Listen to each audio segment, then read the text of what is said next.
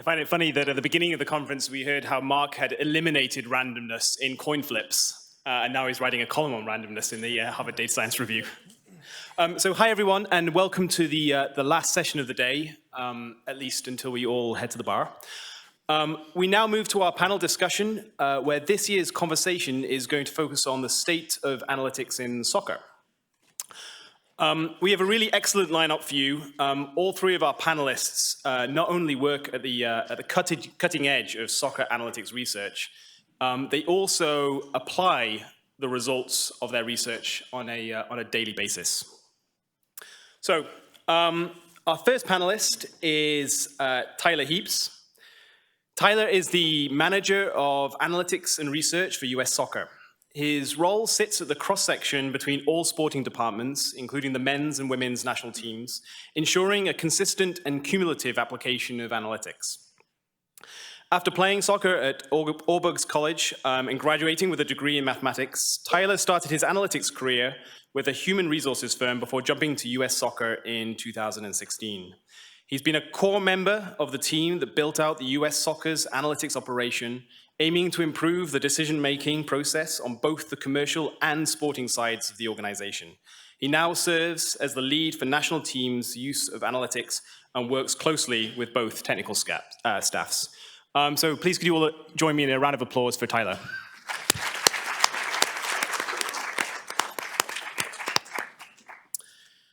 Our second panelist is Devin Pleuler. Now in his fifth season with Toronto FC, Devin currently serves as their senior manager of analytics.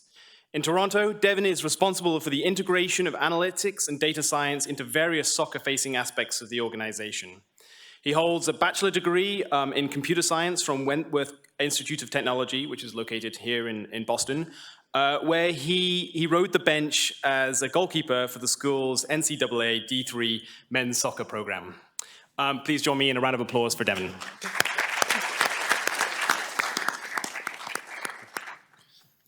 Our third panelist is Will Spearman. Will joined Liverpool FC in 2018 as the lead data scientist. He specializes in using spatiotemporal player tracking data to identify scoring opportunities, evaluate passing, and highlight open space in soccer. Before joining Liverpool, William worked as a data scientist at Huddle and received his doctorate in particle physics here at Harvard University, where he worked with data from the Large Hadron Collider at CERN. Please all join me for a round of applause for Will.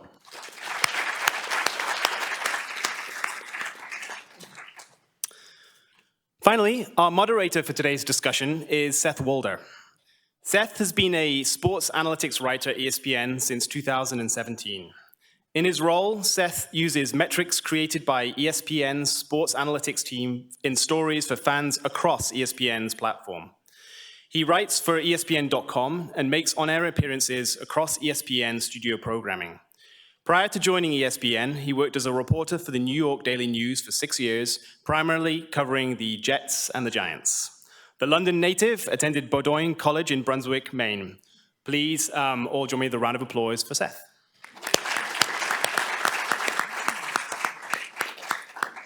And so, without further ado, I'll hand off to Seth to kick off today's discussion.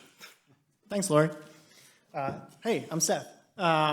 So, like Laurie said, we're talking today about the state of sports analytics. State of soccer analytics. Let's keep the focus here. I'm excited to talk to these three because, like Laurie said, these are three people that not only have done research in soccer analytics, but actually have applications, doing it at the club and international level. And so we get to find out sort of how that actually works. I know we just heard a little bit about your backgrounds, but I think the first question, one of the questions that I had right away for you, I'd love to hear from each of you, is just the work that you do, and then specifically what types of the game does that touch, like in terms of coaching, front office decisions, that sort of thing. Will, I'll start with you. Start with me. Yeah. Okay. So I think of the three of us, I'm probably the most recent hire. So to start working in the club space with Liverpool. And when I was brought on, it was explicitly to work with player tracking data, which is obviously a new form of data we have in football and soccer. So my role has largely been kind of using that to get insights into for use with recruitment, for use with match analysis. Primarily those two for me, yeah. We're sharing mics today. Hey guys, Tyler here. Thanks for having me first off. And as Lori said, I work for U.S. Soccer, so that is the entire federation, obviously. So overseeing the sports analytics initiatives on the senior teams as well as the youth. So that largely is working directly with the coaching staff to do match analysis, so opposition and self-analysis, looking at strengths and weaknesses. When we have tracking data available, it's using that, but mostly event data in that sense. And then also working with the scouts and talent identification group to look at our current player pool and how we can monitor that. Yeah, I think that my role is probably quite similar to Tyler's in a lot of ways. I definitely spend a lot of time on things like opposition analysis, working with our scouting group in terms of player identification. I do a lot of also kind of infrastructural stuff as well too, in terms of maintaining our data pipelines into our databases, and probably a little bit too much database administration that maybe I'd like to do. But yeah, it largely just trying to touch as many kind of soccer-facing kind of components of our organization, and trying to make them as much kind of data augmented is probably the right word as possible.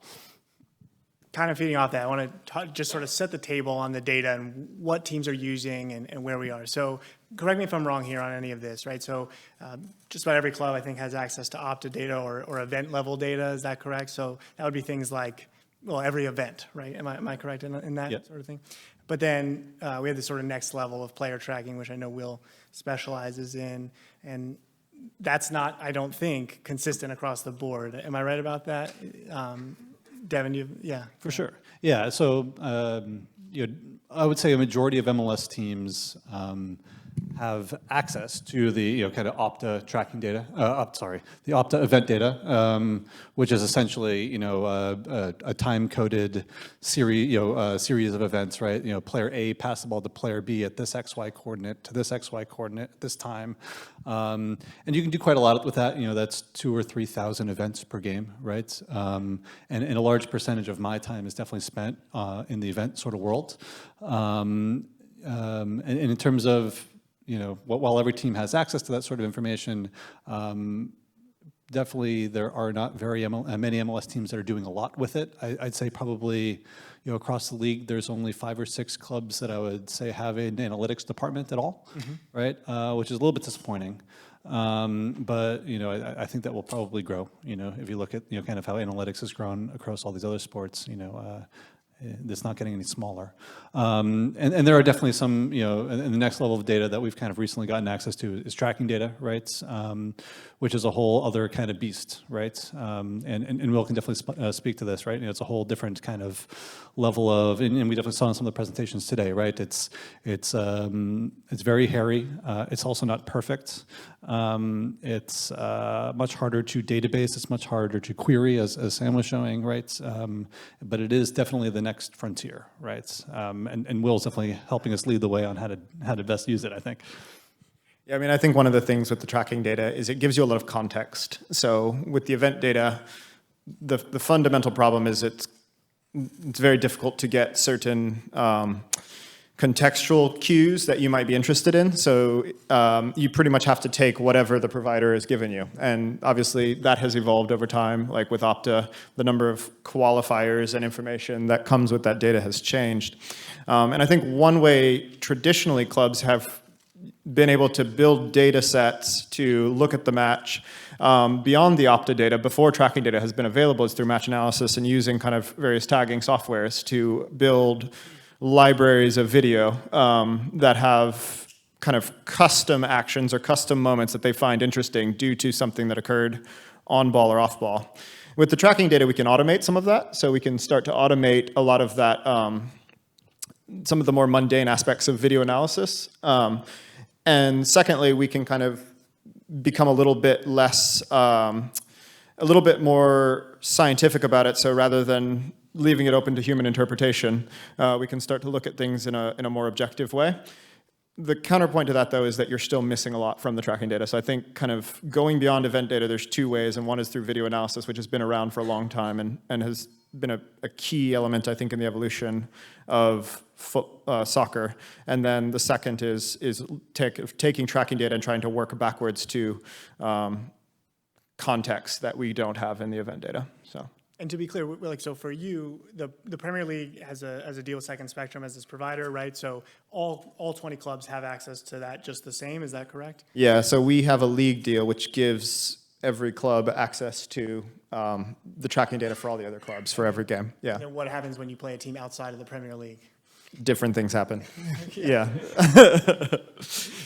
It depends. A lot of times, you know, for most of the tracking data, you usually have to have cameras in the stadium. Sure. And so if you're not able to kind of come to an agreement with the other club about putting cameras in to get tracking data, then you may not have tracking data for that game. Right. So on the international level, Tyler, how does that work? Yeah, we face a lot of different issues here just because we don't have a home stadium, which is our probably biggest concern. We travel all over the country. We're playing in football stadiums. We're playing in MLS stadiums. So we have yet to find, at the end of the day, we need something that's portable and something that's portable that can be on essentially one tripod. A lot of the portable tracking systems now, you need 4 vantage points, 6 vantage points to help with data accuracy and things like that.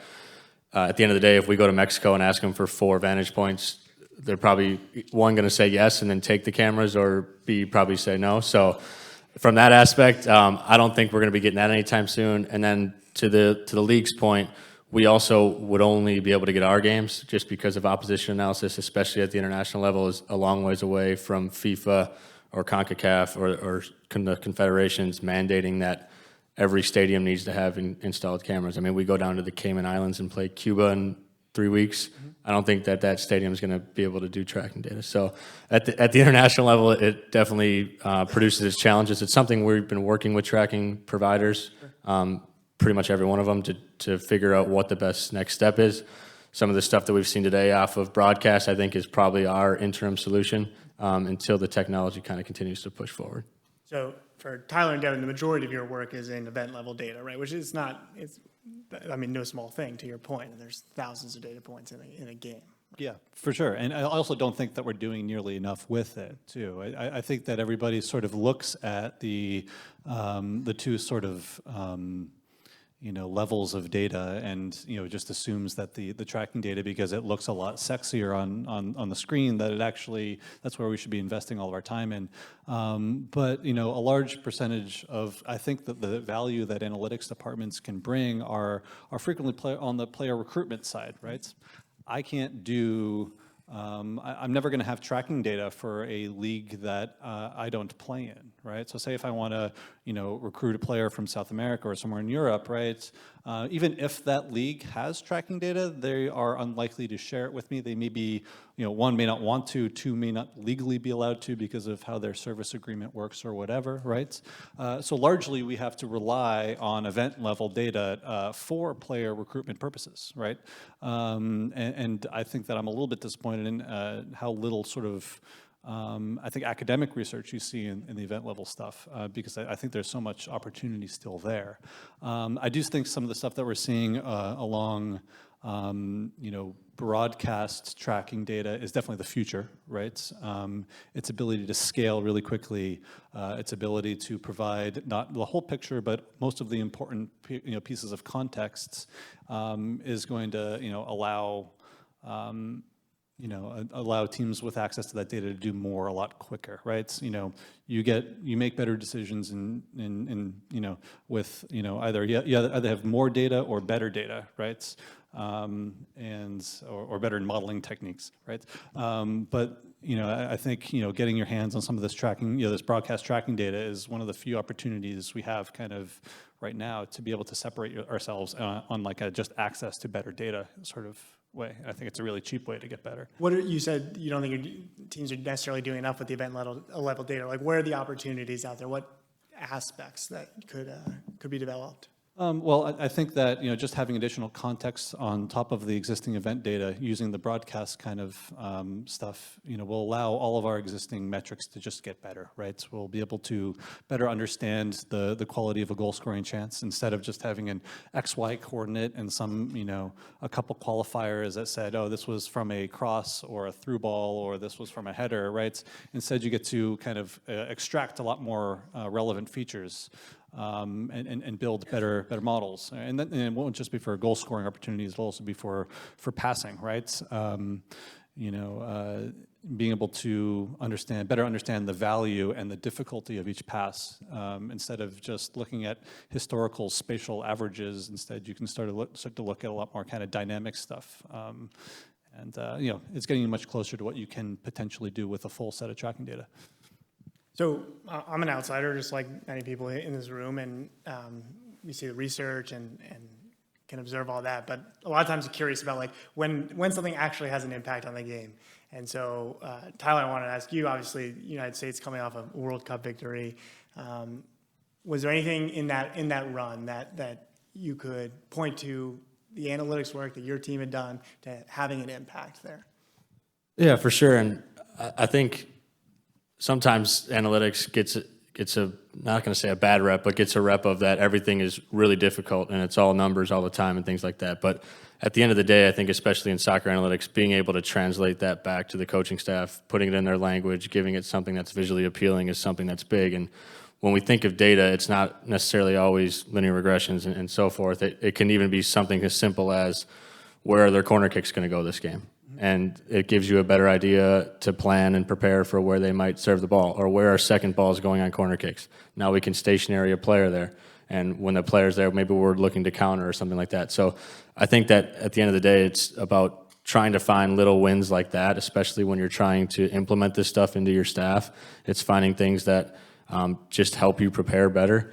One of the things that we did for the World Cup, and after losing in penalty kicks in 2016 in the Olympics, one of the things that the coaching staff said was we're never going to lose in penalty kicks again. So we made sure to do extensive research.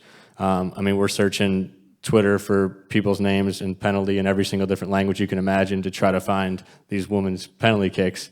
We plotted it all on every single penalty taker that we could take. We also challenged our own team. So looking at historical penalties, we challenged them to eliminate the goalkeeper. So plotting historical penalties, we had something like 17,000 on a heat map, overlaying them on when they're shooting them in training so that they can see where they're going.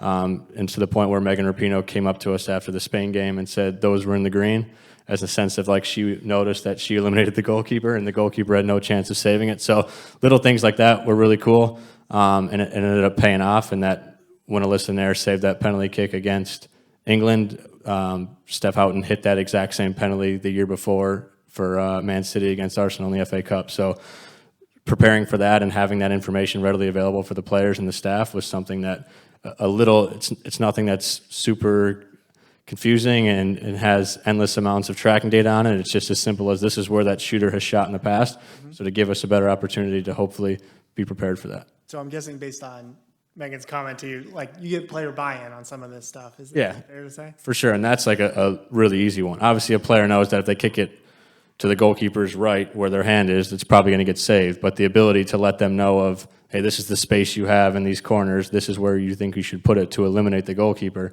that's now in their head as they're thinking about taking these, and they have their routine every single time, and it's a mental game, and I think that just helps them prepare for it. When you say eliminate the goalkeeper, you mean as in a place where the goalkeeper could not get it, conceivably, is that correct? Historical penalties, this has never been saved. If you kick it in these areas, no goalkeeper has ever saved it. So around the edge where you would expect, or are there different around expected spots? Or for sure around the edge, but there's also down the middle and high is actually a spot that you wouldn't expect, but is a higher probability of scoring. And so just ingraining that in them and just letting them know that there's a bad height to shoot it at where goalkeepers are prone to jump, and those are very red areas. So to try to eliminate that, and when they took them in training, we would show them the next day in training and with that heat map overlaid and said, probably don't shoot it there again.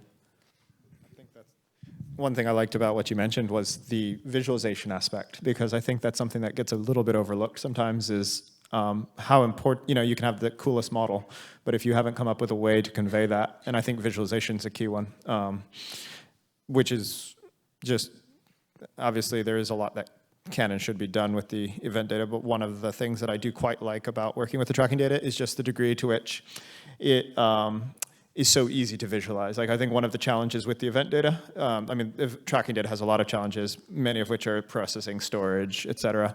But one of the challenges with the event data is coming up with visualizations that show the game in a way that the coaching staff and the people who work with the game on a day in, day out basis are familiar with. So I liked that example, and I just wanted to make a comment. Yeah, and then also, like, when you have built that visualization, it's also keeping it consistent as well, right? So you can't be changing, how your passing clusters look like on a weekly basis, right? Or you need to, not change the definitions of what certain thing, winning the ball in certain areas of the field, what that means or something like that, right? So, it's not just, kind of keeping it, it's not just having a nice visual, but it's also having a consistent visual. So that, when the coaches have looked at enough of them, they can understand when they look at a weird one that it's weird, right? Because definitely, if you throw any of these passing charts in front of a coach or any sort of kind of commonly known soccer visualization, the first one that any of us looked at is like, oh, that's cool, but actually I need other ones to understand why this one's interesting or not interesting, right? So consistency is an important thing, and that's why we really try not to change really anything in our whole reporting kind of suite during the season. Really, all those changes happen off season. Yeah, that's a really good point. Sometimes it is better to have a simpler model that is consistent year over year, definitely month over month, than keep making iterative changes that confuse everybody. Those two things that you just said are potential answers to my next question, so I want to just stay on that string, data viz and keeping it consistent, which is when you ask people, or briefly, when I've asked people about soccer analytics clubs, right? Like, I think each of you work for Liverpool, U.S. Soccer, Toronto FC, and your respective competitions, I think, are considered leaders in your competition in terms of being more advanced analytically. I'm just curious, like, if you agree with that assessment, what does that mean, or how does that manifest itself? What are the processes that you implement to make yourself be that? Too big a question. Devin mentioned this in the beginning in terms of like him doing too much work in the data and the architecture world. I think the number one thing that clubs struggle with is being able to take in the data at a large scale, store it, so that all of a sudden now you can start automating stuff on top of it. And that was the biggest challenge for us at U.S. Soccer was first off, you need to work with third parties to figure out how you're going to get this data, how you're going to scale it, but then how you're going to store it accurately so that it's coming in and that you can continue to work on it. So that was probably the biggest issue, the biggest pain point for us in starting this was where are we going to store it, how are we going to store it, and then how are we going to start connecting different data sources. If you just have event data, you can only do so much. But if you have event data and then all of a sudden you've got GPS data and you've got demographical data, you've got transfer value, you've got what nationality they are, if you can start bringing in all these different data sources, that's when I think that the analytics space starts becoming really valuable. And you have the whole picture as opposed to just a piece of paper. So that for us was the biggest challenge, but now I think that that's why we're where we are. And in this process, we did a lot of talking with other sports, especially here in the United States. It's no secret that baseball has this pretty well down. So talking with different clubs in baseball and basketball and figuring out how are you guys doing this? How are you set up from a technology standpoint, from an infrastructure standpoint? And then from there is where the smart people in this room that we've seen today can kind of start building this stuff on top of there and then really turning it into action so that at the end of every game or at the beginning of the week when you're going to play an opponent at the end of the week, you've got this information ready to go because in the sports world, it comes at you fast. So you got to be prepared and have this stuff readily available. That's an interesting point because I think when, coming from an academic background, pretty much everything I did on my PhD thesis was very, very, very bespoke. And like every time I wanted to rerun it, I had to turn every crank. So if, you can do that for 2 to 3 to 4 analyses, but at that point you become just a crank turner and you can no longer innovate. You can no longer come up with new ideas and implement them. You are simply just now doing the same thing each day, each week, and you can't make any improvements at that point. Yeah. What what Devin mentioned a few minutes ago about like the passing network, I think you said, right?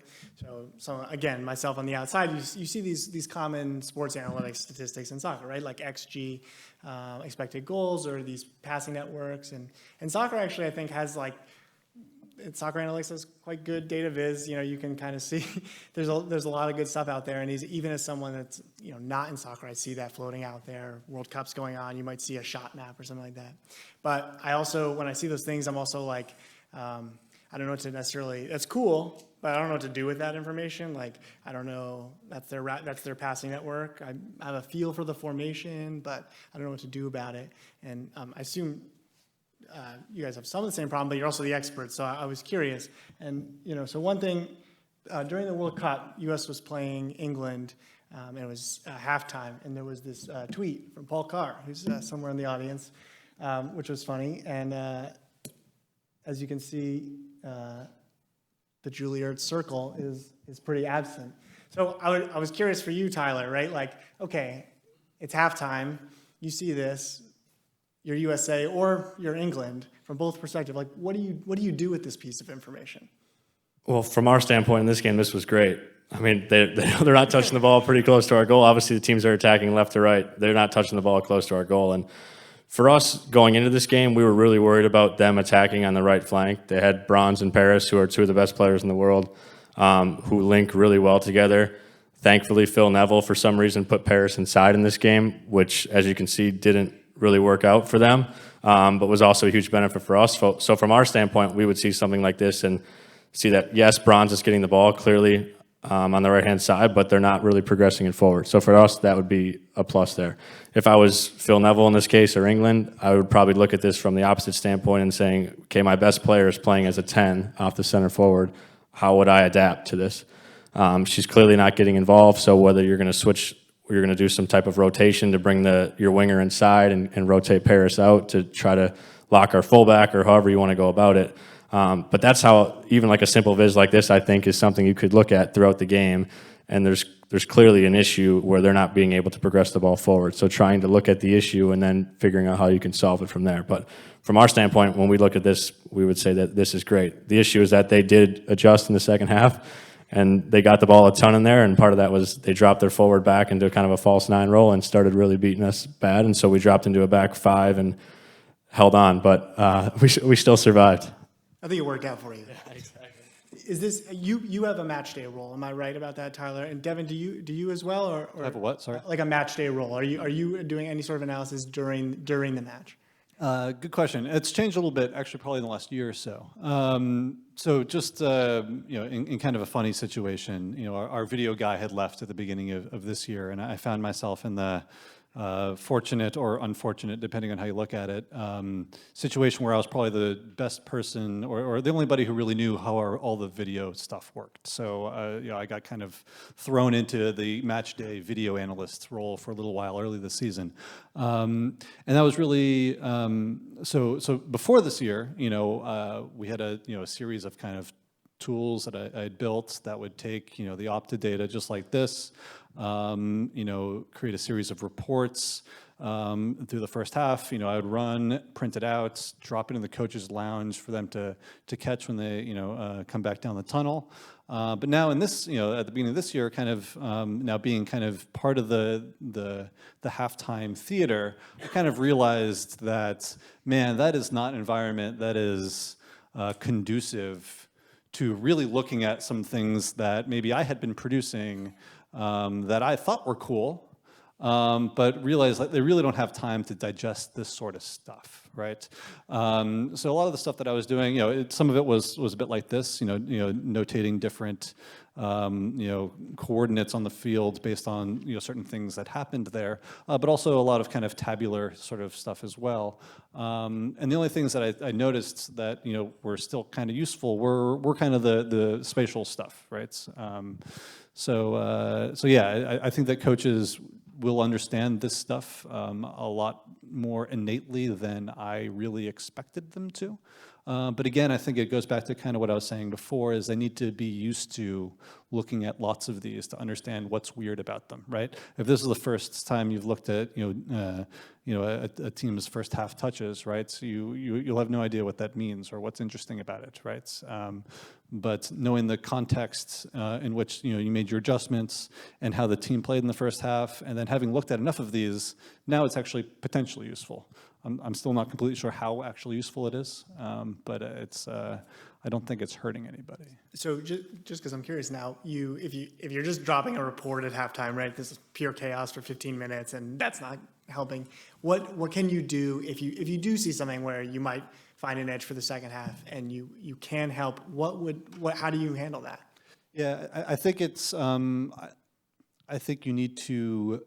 Instead of, at least kind of how I've kind of transitioned here a bit has been, instead of just doing kind of pre-packaged reports, I'm sort of the filter now, right? Like, I will look at the report and I'll see what's interesting.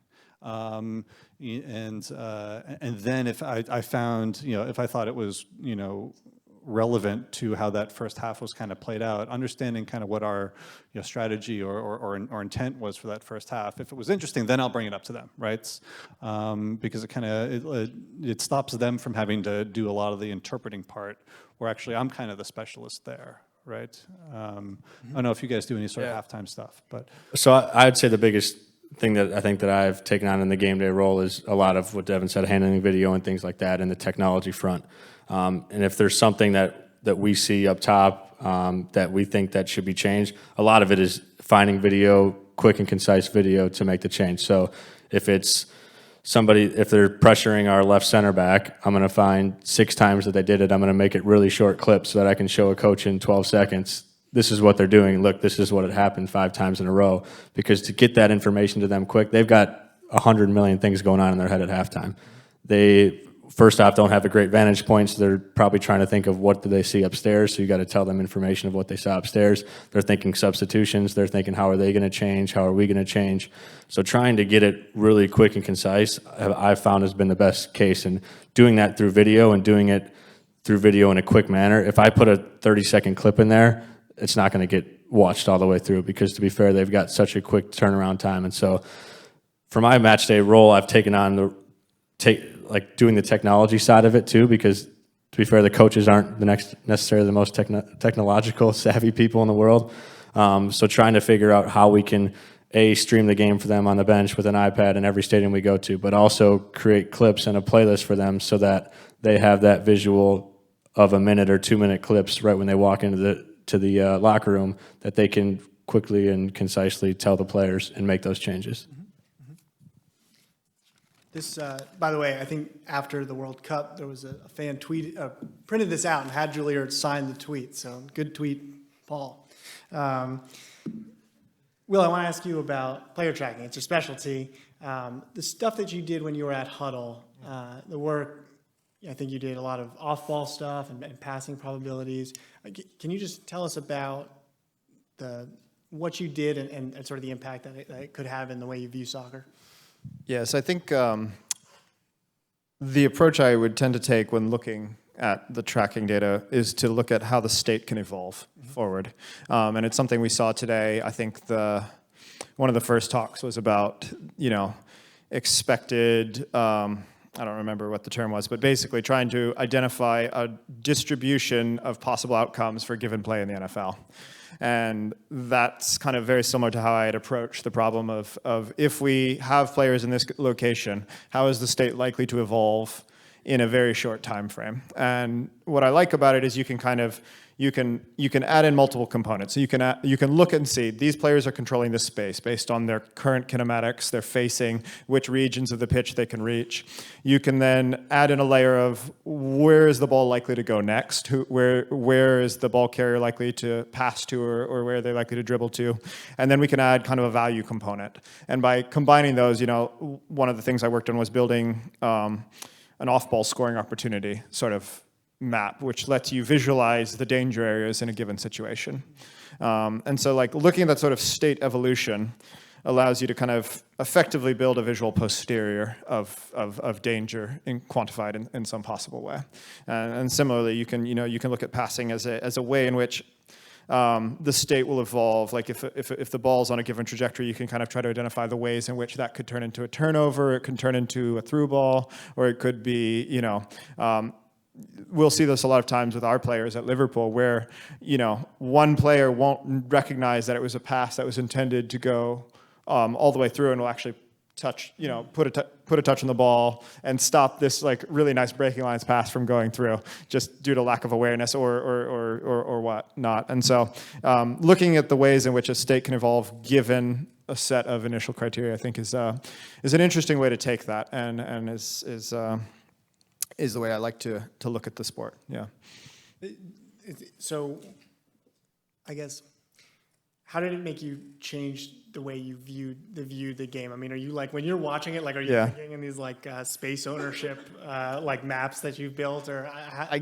I definitely am actually, and so like I think Tyler has a much better story on these lines, which he was telling me earlier, but we play staff five-a-side sometimes, and I'm a very, very, very bad soccer player. I don't have any background in it, but getting out there and playing with people who generally had some career of some sort before transitioning into coaching or analysis or physical training, and playing with them, I realized that the only things I can do make any sort of impact is if I find space that's not currently being controlled. And so I do kind of try to get into space where I can then, pass the ball back to somebody who can actually do something with it. So like I recognize that, for example, my control of space, I have a lot less control. My touch is terrible. So I need to be in a lot more space to be able to have the time to pass the ball in a useful way. So I do look at it that way when I'm playing five-a-side. And then, of course, when I'm doing, post-match analysis and whatnot, I'm going to be looking at it in that same way to try to identify trends. Yeah. So you're a tactical player. I'm a terrible player, but if you want to use the other T word, yes, that's fine. And one thing in your, I want to just stay on this for this point. Like one thing on your presentation you did at Sloan a few years ago, right? Like you had these space ownership heat maps, and you could drag and drop the players and see how it changed. I mean, is that, I don't know if you can answer this, but is that the kind of thing where you are looking for, are you trying to solve questions of like optimal positioning and that sort of thing? Are we on the right track of the work you do? I think that is a direction you can go with it. Yeah, because once you have like a way of viewing kind of the danger and which space you control, then by adjusting positionings, you can see how that state would evolve if somebody had made a different run, or if somebody hadn't held their run, or things like that. And so you can start to look at hypotheticals and compare those to what actually happened and evaluate decision making, evaluate ability in that sort of way. That has me curious. Actually, you know what, Tyler, can we hear the story that Will's talking about? Yeah, I'll frame it to bring this full circle, because Devin, I know, mentioned earlier that not many teams in MLS have these full analytics departments. So at the federation level, we also have a very small department. So the job description just kind of keeps getting added to. One thing I never thought would get added to it. So in the international game for tournaments and things like that, you have 23 players on your roster. So that's 20 field players and 3 goalkeepers. The issue is that when you travel for these tournaments, players get injured, and you still want to kind of play game models and things like that. So I had, whether you call it a benefit or not, in France to pretty much train the entire time with the team, just because they called me player number 24, because there was always somebody that had a knock or an injury, and so the role was, okay, Tyler, lace up, you're out there. So it was interesting for me, because to be fair, at the end of the day, it probably gave me a little bit more credibility, because I'm telling these players and these coaches things that I see through data. And then when I go out there and I'm standing in the spot and the ball comes to me, it makes me feel a little bit like I'm actually saying the right thing sometimes. But it was quite the experience. But it's a lot easier for me to sit behind a computer now and look at a data viz, and because after about 2 or 3 minutes, these players are just running circles around me. So it's a unique way to look at the game for sure. Did you ever score? I lost all credibility. Yeah. I would try. No, my role was to move the ball around, and I've got a few video clips of me doing decent things that I did share with my mom to let her know that things were going well and I was staying healthy. And I only ended up in the training room once. I had a little hip flexor after the semifinal issue, but that got squared away, and I was back out there the next day. So, well done. Devin, you don't ever get on the pitch? We definitely do about your have Friday. debrief. We have Friday staff games. But to slightly add to the joke here, I think when Will first told me that he was taking this Liverpool job, and I think we were sitting at a bar post Sloan, and I think one of the suggestions that I had made to him was not to play in the staff games. So This was after 5 beers. I don't remember that suggestion, but it was a good one. But actually, I think just to kind of, it wouldn't be an analytics panel if we don't talk about like communication a little bit, right? And I think that, kind of your social, socially, it can be a bit tricky for an analytics guy inside of a soccer club. And what I found as potentially a strategic mistake that I made was to play in our staff games, right? Because I'm a goalkeeper. My feet aren't great. I'll like to yell at people because I think that I know what I'm talking about, even when I frequently don't.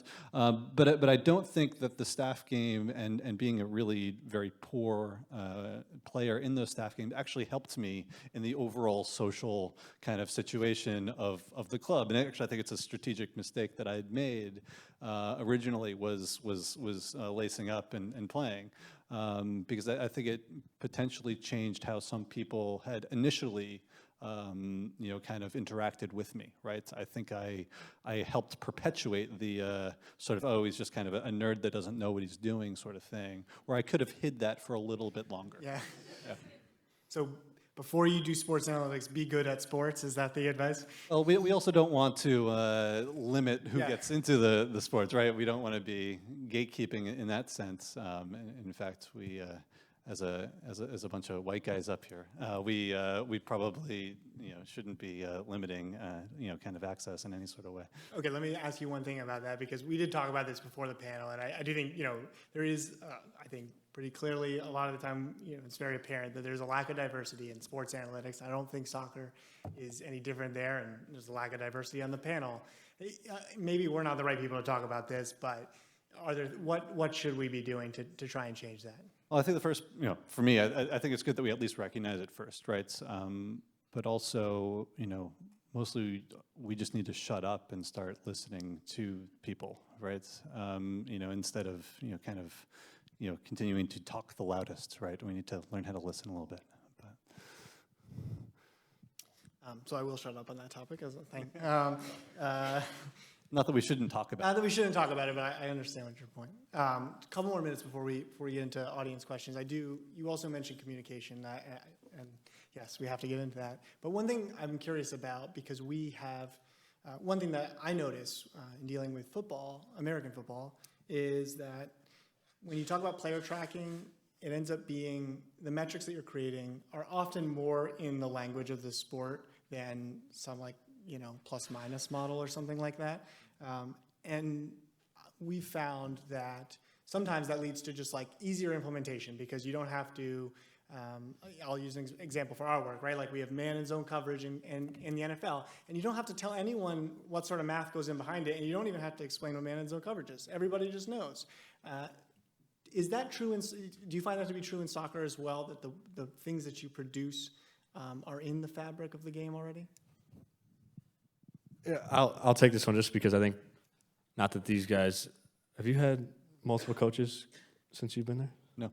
So I've had, I think a plus in my case is that I work with multiple staff. So we've got obviously 15s through 23 coaches on the boys side, on the girls side, and then we have a senior team on both. So I think communication, as Devin alluded to and as you just did, is massive, and it's communication to that staff directly. Everybody's staff is going to have some sort of different. It's not just as simple as man and zone. Some people call them a seam, some people call it a pocket, some people call it in behind, some people call it over the top. So finding ways to take that into consideration whenever you're providing this analysis, I think is huge.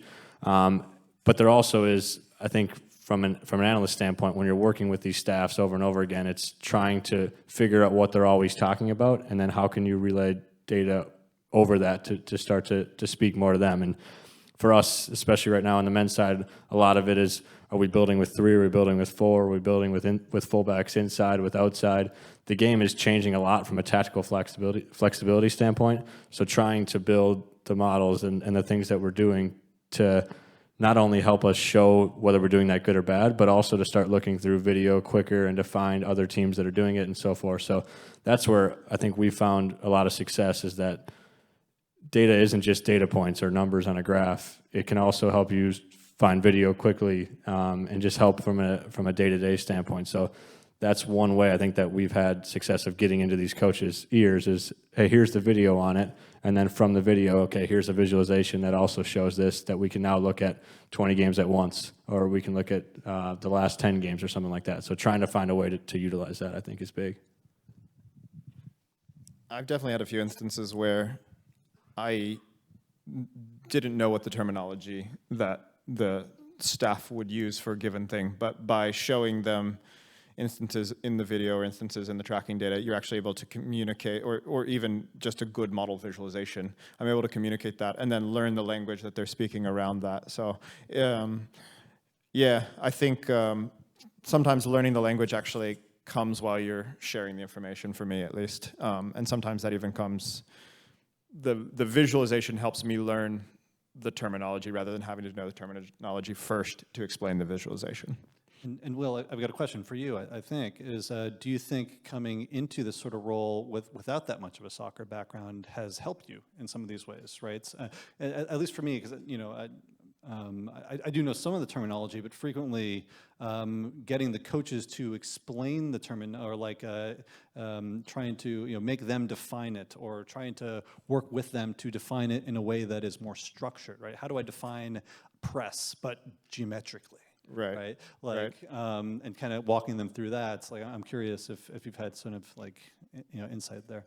Yeah, I think there has, well, I think it takes two things. One, you have to be at a place where people are willing to kind of learn and explain.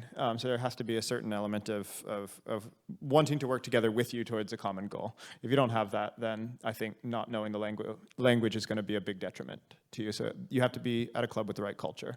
But I think for me, at least at Liverpool, generally speaking, those conversations where I may not know the correct terminology because I don't have the soccer background, there have been times when that has led to really interesting conversations, and I think it's actually led to learning both on my part and also on their part, where maybe things that they kind of assumed about the game, because I didn't know the cliche or I didn't know the terminology, they started to question it slightly, and there was a good back and forth on, well, okay, you think that, or you know, this is what I'm seeing in the data, and I'm trying to explain it to them, and they're like, well, that doesn't, and then they start to think about it, and they're like, oh, okay, it's possible that maybe my bias on this is actually a bit wrong, and so they do kind of, the dialogue around there has led to some interesting questionings, I think, on both parts. So yes, I think it has not been exclusively a bad thing, but that being said, I think, you know, even with the five-a-side example, I think there's an element of credibility that you have to have, and if you go in without any terminology, without any background, then that can be problematic too, so, yeah. Last one before we open it up. I'm just curious what sort of questions we could answer in the future that people haven't gotten to yet that you're excited to try and tackle or see tackled. I'm really into, sorry, my voice is dying. You know, finding different ways to find similar players. Like, how do we define a similar player, right? Is it, you know, because they have similar output in terms of production metrics? Are they similar because they look similar? Are they similar because, you know, they move around the pitch in the same way? Or are they similar because they make similar decisions on the ball, right? I think all those things are probably relevant. How do you weigh each of those, right? Where I feel like I'm seeing all these different sort of similarity scores and metrics around here these days, but I don't feel like enough thoughts kind of going into how to do this holistically, or how to do this right, or how to be honest about how it's being done. So like I'm really curious, and kind of, and I'm not sure if that's specifically a soccer thing, but that's one piece of thing that you know, piece of potential analysis that I think is very possible to do with the data that's out there right now. Yeah, I would say I think I get asked a lot in terms of like what's to come next in soccer. And you saw the wave in basketball with the Rockets and the way they approach basketball. You're seeing it in baseball with the Devil Rays and how they're throwing out relievers to start the game and then playing their starters in the middle. There's nothing that's that drastic, I think, in soccer, but you're starting to see a wave now where every team is playing out of the back. I mean, there's a reason for that. So from us, from a federation standpoint, we know that soccer's not the number one sport in the world here right now, especially on the men's side. So we're trying to figure out from a federation standpoint of what is to come next and how can we get there quicker than other teams. Is there going to be an advantage about the way you play? Is it that you sit in and bunker down and try to counter on teams? Is it that you go and press everybody and hopefully they give it away because every team's playing out in the back now? So it's trying to figure out of like what's to come next in soccer. And I think you've seen the game start to trend in a few different ways in terms of people are running more, people are running less. What's the way of the game and how can you get there before the next wave of people get there? And I think you've seen that a lot too in the World Cups recently in terms of set pieces is a massive part of the game right now. England got to the semifinals and scored loads of set pieces goals. Us from the women's side, we scored in 12 straight World Cup games from the set piece. So just trying to figure out what is to come, what's important, and how can you start getting that competitive advantage by playing the game differently than everybody else is playing it right now. I have to ask them, what were you guys doing on set pieces that led to goals in so many games? I think details was huge, and from that was data. Trying to figure out how teams are setting up. If a team wasn't paying attention with how they're throwing the ball back into the field, and from us, from the women's side, teams sat in a low block against us and made it difficult to break down. However, when you're throwing the ball in the field, you're disjointed. You're not in that low block. So our vision was how can we essentially pick off the ball and go counter on them as quickly as possible when they're not in shape, because a team is difficult to break down when they're low like that. Or on a goal kick, how can we counter on the goal kick to create a chance off it? So trying to look at how teams are set up, how we think we can get an advantage by playing, whether it's 3 high or 4 high. If you win the first ball, all of a sudden you're running at them 4v4. So trying to figure out little details like that, and a lot of the time it was looking at the tracking data, looking at the event data to see where's the goalkeeper going to play the ball, where are they going to throw the ball in, and how can we kind of generate pressure to then counter on them. So that's just a little where I see the game going. It's just there's more and more to these details. Liverpool hired a throw-in coach. I'm not sure what he's done there. Maybe Will can tell that, but there's a lot of emphasis being put on these small parts of the game, or what you look at to be a small part of the game. But in reality, there's 60 to 70 throw-ins a game, and every time there's a throw-in, a team is disjointed. So how can you start to create opportunities off of that? Because the run of play is getting harder and harder to break teams down. Okay, good. I think we'll open up to questions. I don't know exactly how we're going to do this, but Mark?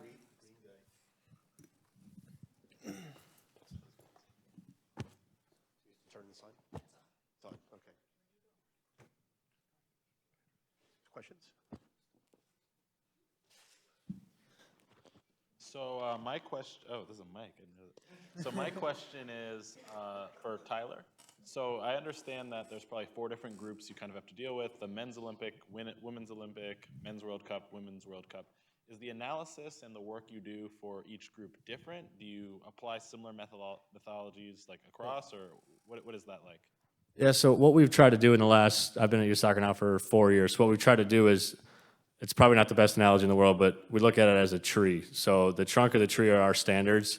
That's going to be the case from every single team, from our senior teams down to our U14 training camps.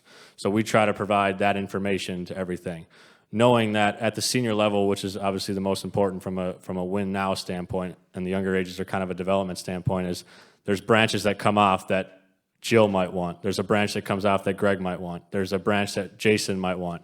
And so as long as it's kind of in the realm of how we view the game and our game model and things like that, we're willing to do and put more resources into those older groups. So it's a matter of trying to get everybody on the same page so that we have a similar terminology from top to bottom, but also to kind of at the areas where we're relying on winning, because that obviously generates revenue. It's how can we provide more context to help them more. So that's kind of the way that we envision it. And obviously it's helped now with the new men's staff coming in. They've kind of set the culture of this is how we're looking at it with the kind of recent restructure that we've had from a federation standpoint. It's getting everybody on the same page, but it's also getting everybody to buy into it.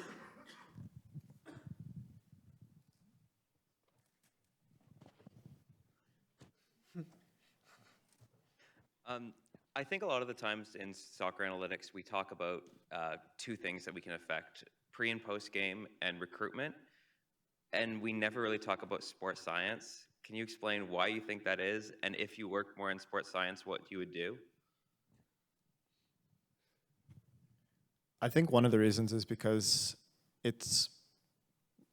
data has been used in sports science for quite a while, and it's kind of grown up as a field in its own, slightly divorced from the sport itself. So when you're on a soccer analytics panel, a lot of the things that you'd be doing in sports science would be probably the same for a lot of kind of flow-based team sports that involve a lot of running.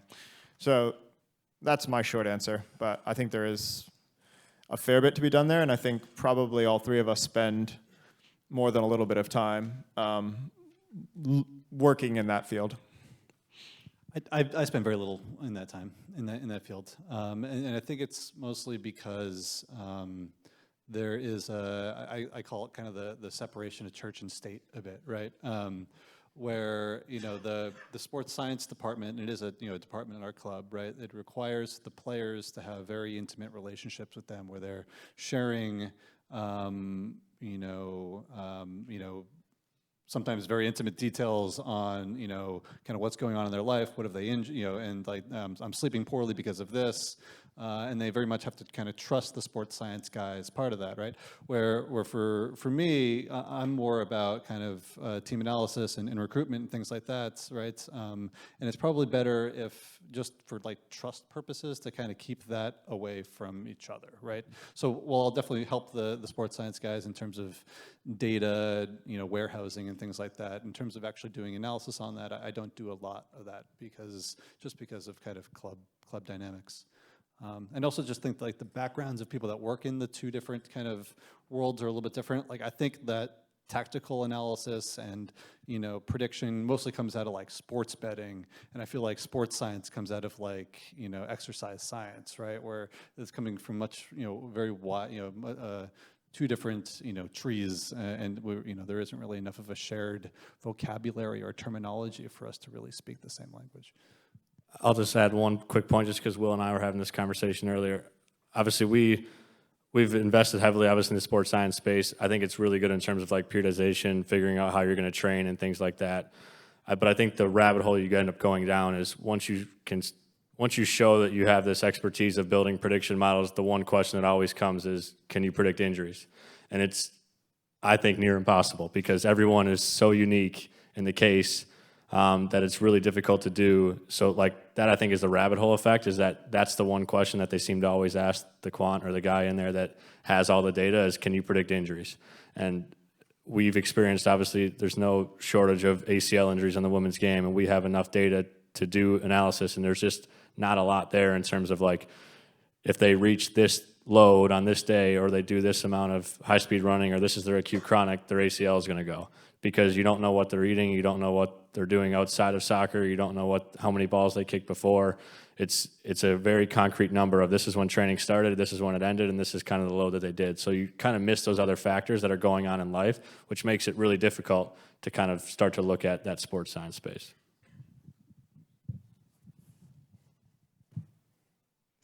Will, I want to know how much credit you and your guys take for Liverpool's quick corner goal against Barcelona. That wasn't us. Okay. All right. I have a real question then.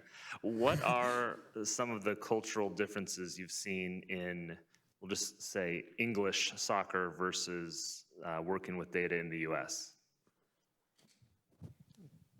Oh. That's an interesting question. Differences between English soccer and working with data in the U.S. Or, I mean, just England and the U.S., just kind of how they work with data in general. If you've seen differences in those two cultures. Huh. I hadn't really thought of it in that way, but I do think this may be a mischaracterization. I'm maybe completely wrong, but I do think in the UK there may be more of an emphasis, at least among some of the data people I've seen, on kind of more statistical scientific models rather than using machine learning kind of as a you have an objective that you're trying to regress to without necessarily caring so much about how you get that. So that might be one difference that I've seen a little bit, but I don't think that's an entirely fair characterization. I guess outside of football, I think one of the big differences is that data is a really natural fit with a lot of American sports, especially, you know, baseball, which has had a lot of statistics and a lot of, you know, not necessarily very advanced statistics, but people have been counting and dividing numbers for a long time in baseball. And there's not a lot of numbers in soccer that lend themselves to that. So I think it's developed more slowly, and it's kind of come in different ways. So I guess the culture, and then I think the fact that like Charles Reap is one of the first people to really start doing soccer analytics in the UK, and some of the results of, you know, his work weren't either applied correctly or well received, and so I guess there's been less of a grassroots effort as a result of that, due to the lack of easy counting statistics that you can play with that are publicly available besides goals, and that history of kind of how people started looking at the data and how it maybe didn't go in the direction that would have led to more people to look into that. I don't know if that answers it at all, but that's just the flow of stream of consciousness.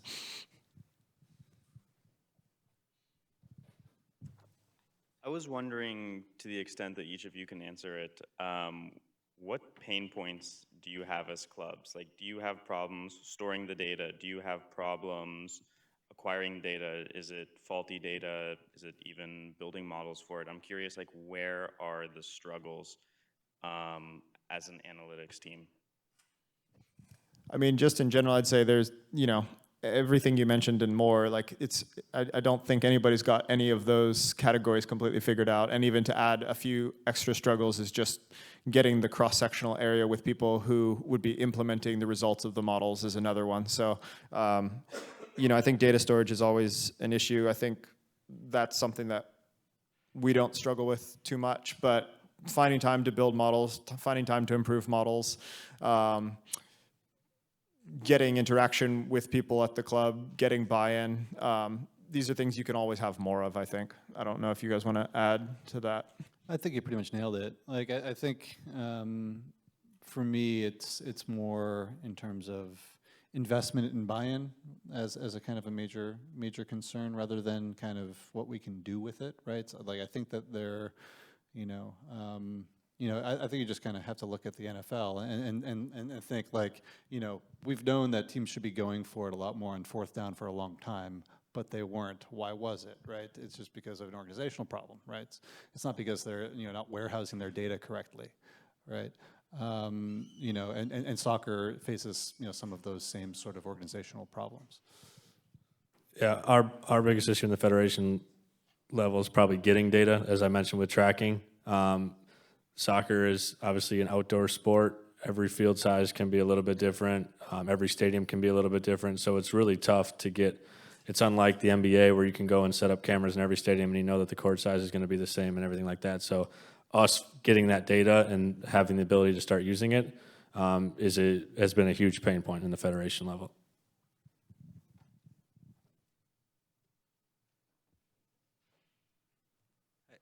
So this question is for William. This is mainly dealing with recruitment in regards to youth, as the increase in prices for players increases. How has tracking or data has helped in recruiting youth? I really can't go into that in any detail. Okay. Into youth, though, you said, or? Yeah, specifically because sports science might help in terms of determining of how a player might grow. Yeah. And at the same time, if data is used, or is it generally still being used as more like scouts? Keep in mind that we only have tracking data for basically Premier League games, so. Not necessarily tracking data, Opta data as well. Yeah, I mean, even sometimes access to that is can be tricky to acquire. But definitely on the sports science side, right? Clubs are definitely collecting all sort of biometrics and things like that. Looking at the heights of parents, for example, right? It's as a great forecaster for kind of future size. You try to steal as much sort of information as possible to try to help you better understand sort of youth development, but it's an incredibly inexact science, right? So, recruitment on the first team level is frequently a crapshoot. Trying to understand which youth players are going to be your next generation of stars is close to impossible.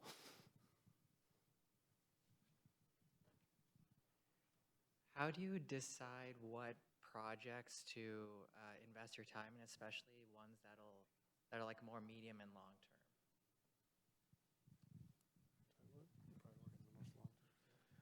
Yeah, so I think this is one that varies, I think, very institutionally, and it's an art, not a science, because you have to weigh the impact you could have over the next few weeks, which for when you're involved in so many competitions, there's always things to be done for tomorrow, the next week, the week after that, with long-term games like building things that are going to take months to build.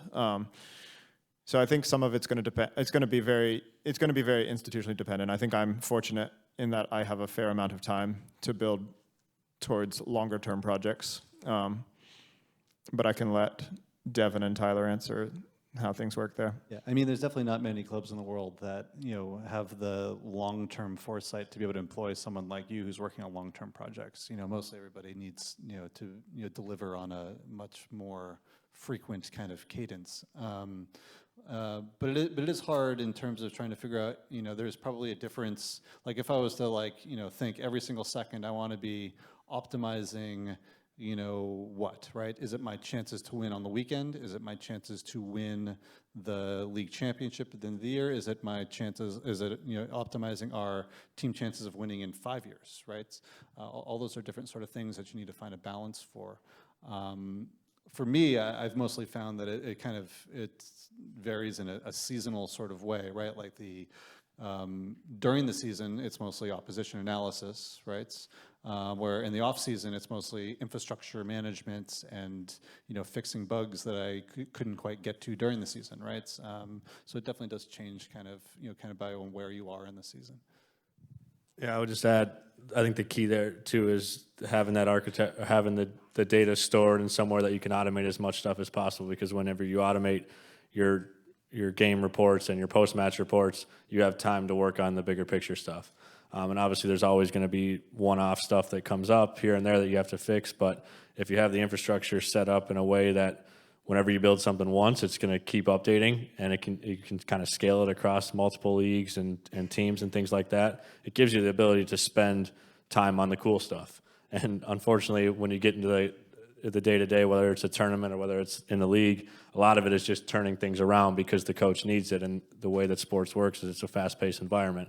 But kind of staying on top of it and having the ability to automate as much as possible allows you to actually spend time on the stuff that you probably want to be working on.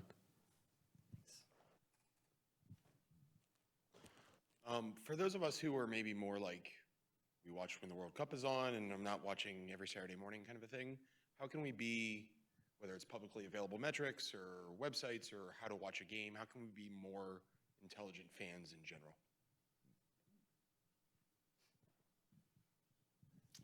That's a good question.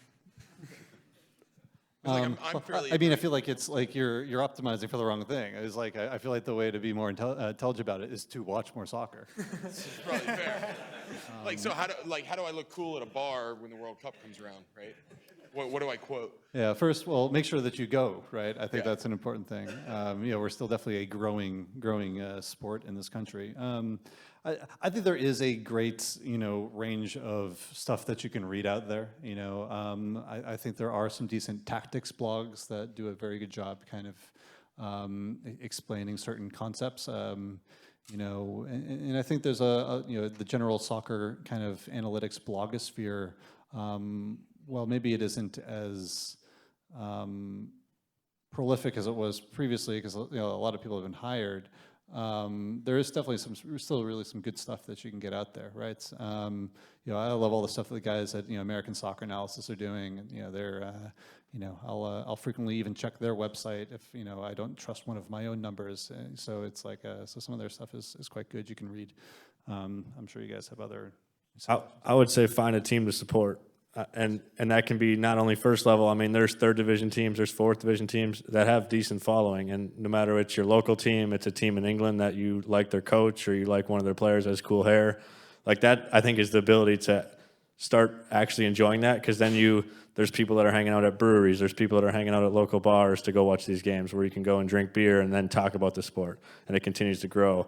And even trying to play it. There's men's league of every single competition, and I think soccer is something that's easily accessible to play, especially as an adult, and it's a good form of cardio and to stay in good shape. So I think, obviously, I've been ingrained in the sport for a long time, so I'm probably not the best to answer this, but with the sport growing the way it is, I think the ability to go and support a team, the games are fun to go to. Yeah, there's not a whole lot of scoring sometimes, but you're usually drinking beer and jumping up and down with smoke bombs and things like that. So try to find something that makes you passionate about it. And then in terms of this space, I think there's publicly available data now, which always hasn't been the case. StatsBomb has done a really good job of making this data available. Opta's even done some stuff where they've pushed data out. The ability to work on it yourself, if you're passionate about statistics and things like this, is visualize it, look at trends that you're seeing in it, because that can start to help you start to figure out how this game works, what works, what doesn't, et cetera. I think there's also, and probably quite a few people in this room, there's a lot of really good data journalism, or data-driven journalism about soccer, both for MLS and Premier League, pretty much any league in the world. There's a lot of really good data journalism. I think Twitter is a great resource. There's a lot of very active people there. And this one might seem a little bit sillier, but I think football or soccer may have one of the most advanced kind of video game simulations of any sport in Football Manager, which is a really good way to learn about the game. Not that I would know.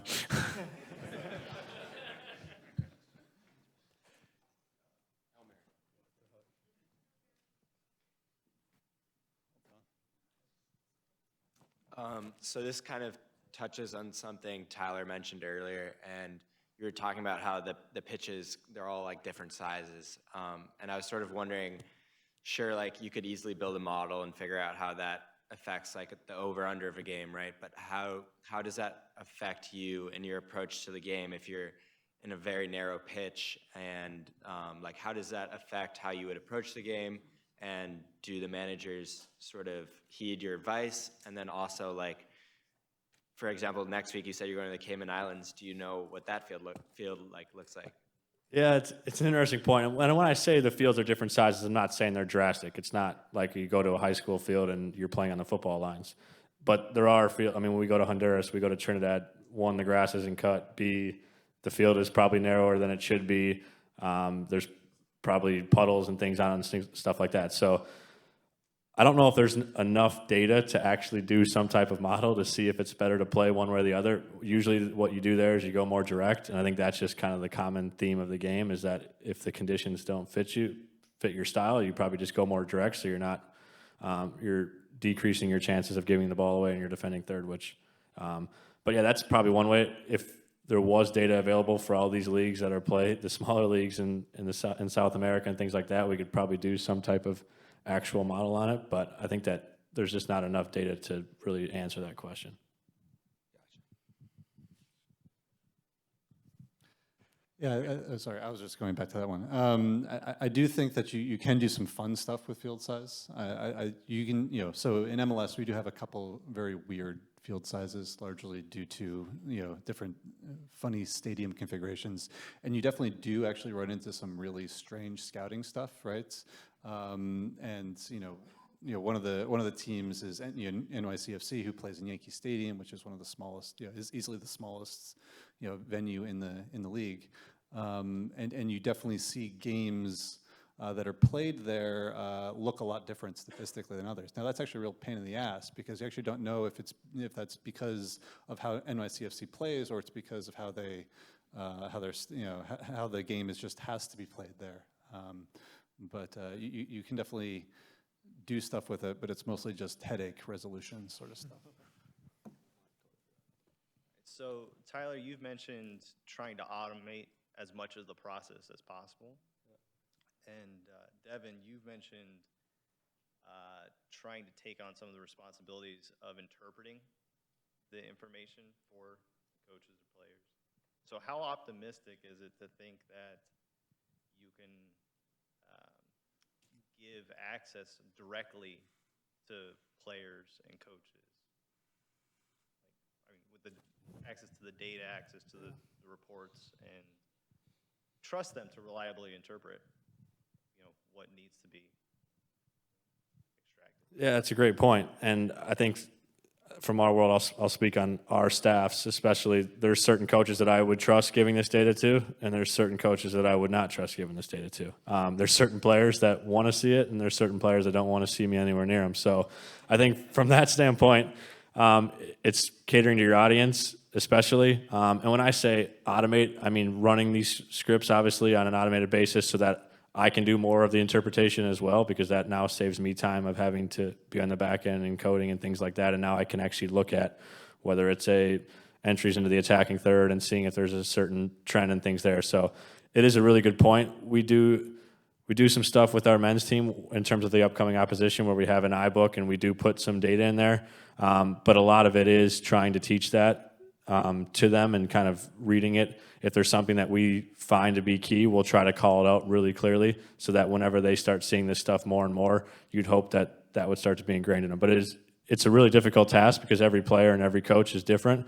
And there's some that, yes, you want to give it to, and some that you probably don't want to send them a chart ever because, one, they might not ever look at it. It might be like a coffee holder. Or they might interpret it in a way that might not make logical sense. Yeah, I mean, pretty much the same experience. Some players are interested in it, some are not. And the ones that ask for it, I'll give it to them largely. But yeah, I mean, figuring out how you deliver the information is really important. There's a great. How everybody gets like marketing emails to their inbox, and a lot of people, a lot of these companies have figured out how to okay, if you click on this email, the company, even if you don't respond, they'll know that you opened the email. That's a great thing to do for your automated reports as well. It's know which people are opening your emails and things like that, doing analytics on our own internal systems and saying, oh, this particular person is looking at these things on our internal website. How do I oh man, I sunk so much time into this cool little feature. Nobody uses it. Everybody uses this other thing. So I was trying to figure out what's important to these other people in terms of how you're delivering your data. I don't know if that answers your question, but.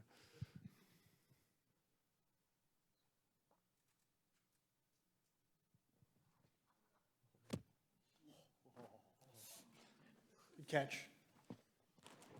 Yes, I'm just wondering, maybe on behalf of students, if a student is, for example, very very interested in pursuing, eventually a career in soccer analytics, what would be your impression of a way that make enough of an impact to kind of get your foot in the door?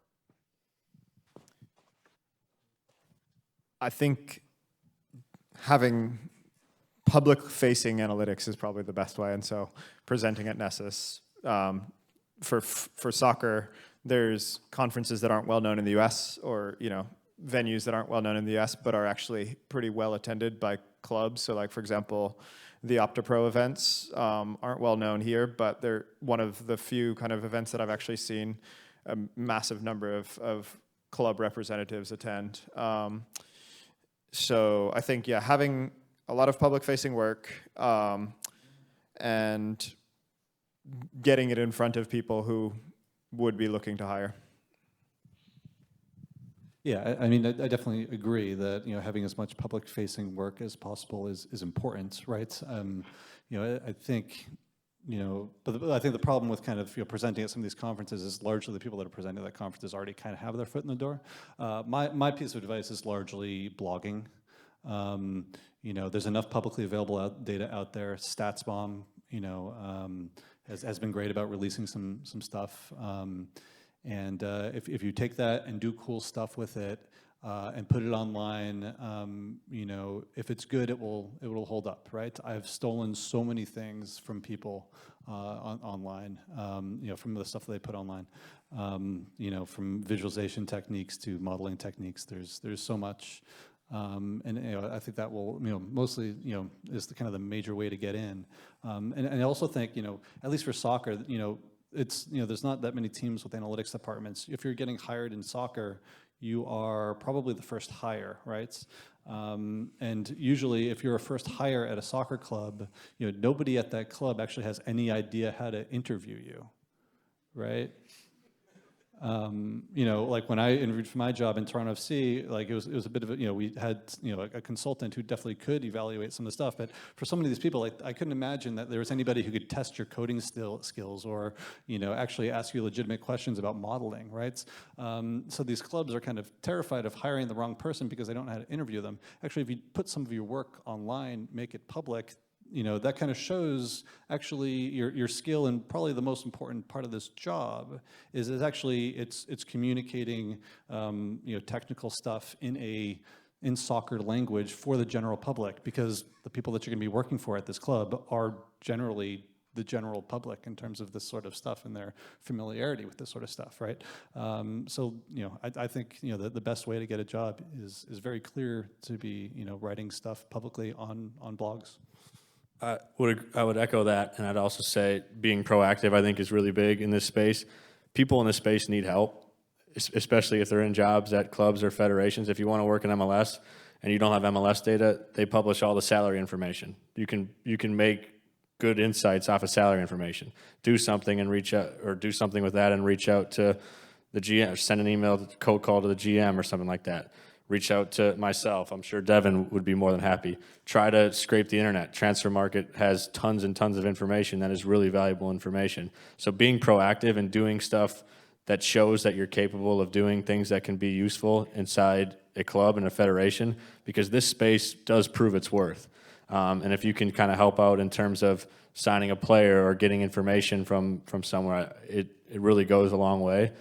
So reaching out to clubs directly, I think, is a great way to do it. Finding out who in that club might have a role that you were looking for or want, and then do something that would provide value to that club to kind of give an idea of, hey, this is something that I've been thinking about or I want to do.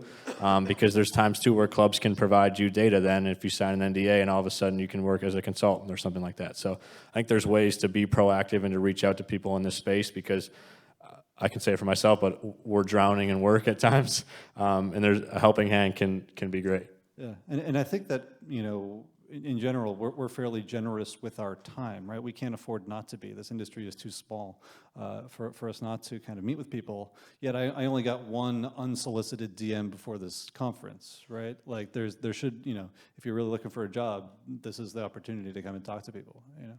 You got me beat. I think one thing I would mention regarding that is be very careful, though, who you cold call. Like, if you're going to go and pick the, you know, sporting director of Manchester City, odds are his inbox is full of a lot of other people. So I think trying to identify a club where you could actually make an impact and could use somebody like you rather than necessarily picking your dream environment and just sending emails to those people. And ideally, if you're able to do something that you think could help there, or you have evidence of that, or if you're doing something innovative, those are going to be things that make that cold call much more well received, rather than just sending it to somebody at Manchester City that you found on LinkedIn. And don't forget the media, too. Yeah, don't help City. All right, why don't we stop here? Please, let's thank the panel and moderator so much for the help.